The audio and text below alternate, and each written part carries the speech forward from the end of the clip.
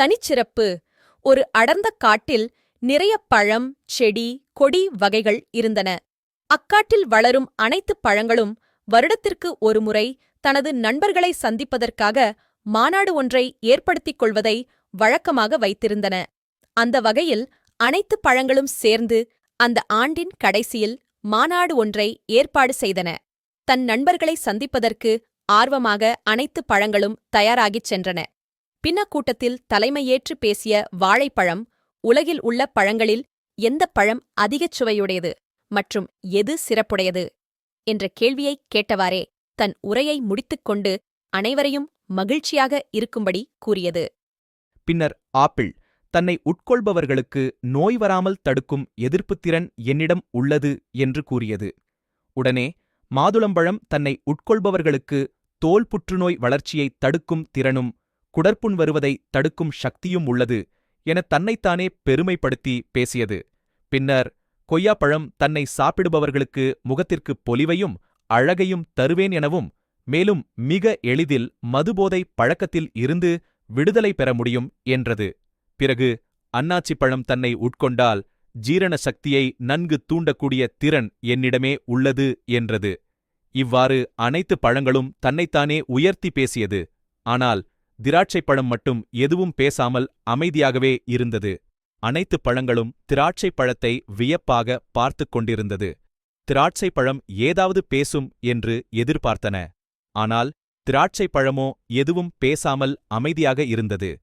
திராட்சை அமைதியாக இருந்ததைப் பார்த்த மற்ற பழங்கள் அதைப் பார்த்து இழிவாக நினைத்து சிரித்தது. அச்சமயம் பலாப்பழம் ஒன்று உருண்டு வந்து திராட்சையின் அருகில் நின்றது.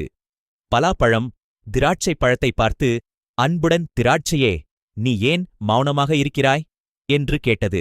ஆனால் திராட்சை எதுவும் பேசாமலே இருந்தது. திராட்சையே, உன்னைப் பற்றி எனக்குத் தெரியும். உலகில் உள்ள அனைத்து பழங்களிலும் சிறப்பு பெற்றவன், நன்மையைச் செய்பவன், நலம் அளிப்பவன், சுவை நிரம்பியவன் நீதான் என்று. ஆனால் அதைத் தவிர ஒரு சிறப்புத் தகுதி உன்னிடம் உண்டு. அதை நீயே கூற வேண்டும். அப்போதுதான் மற்ற பழங்களுக்கும் உன் தகுதி பற்றித் தெரியும் என்று கூறியது. பின்னர் திராட்சைப்பழம் அமைதியாக மற்ற பழங்களைப் பார்த்து, நீங்கள் எல்லோருமே தனித்தனியாகவே வருகிறீர்கள், தனித்தனியாகவே விற்பனை செய்யப்படுகிறீர்கள். ஆனால் நாங்கள் அப்படியல்ல. நாங்களோ ஒரு கூட்டமாகவும் ஒற்றுமையாகவும் கொத்தாகவும் வளர்கிறோம். நாங்கள் ஒருவர் வளர்வதற்கு இடம் தருகிறோம். விட்டுக் கொடுக்கும் எண்ணத்துடன் வாழ்கிறோம். விற்பனைக்குப் போகும்போதும் நாங்கள் ஒன்றாகவே செல்கிறோம். தனியாக நாங்கள் விலை போவதில்லை. எங்களை அரைத்து சாராக்கி குடிக்கும்போது ஒன்றாகவே அழிந்து போகிறோம். வாழும்போதும் வளரும்போதும், ஏன் மரணத்திலும் கூட நாங்கள் இணை பிரியாமல் இருக்கிறோம் என்று கூறியது. அதனால்தான் நாங்கள் சிறந்தவர்கள் என்ற அங்கீகாரத்தை அடைந்திருக்கிறோம். வேறு எதுவுமில்லை என்றது. அப்பொழுதுதான் மற்ற பழங்கள் திராட்சையைப் பற்றி நன்கு தெரிந்து கொண்டது. தாங்கள் சிரித்ததற்கு திராட்சையிடம் மன்னிப்பும் கேட்டுக்கொண்டது. கதையின் நீதி: ஒற்றுமையாக இருப்பதே தனிச்சிறப்பு. மற்றவர்களைக் காட்டிலும் நாம் தனிச்சிறப்புடன் இருக்க வேண்டுமானால் திராட்சையைப் போல் ஒன்றுபட்டிருக்க வேண்டும்.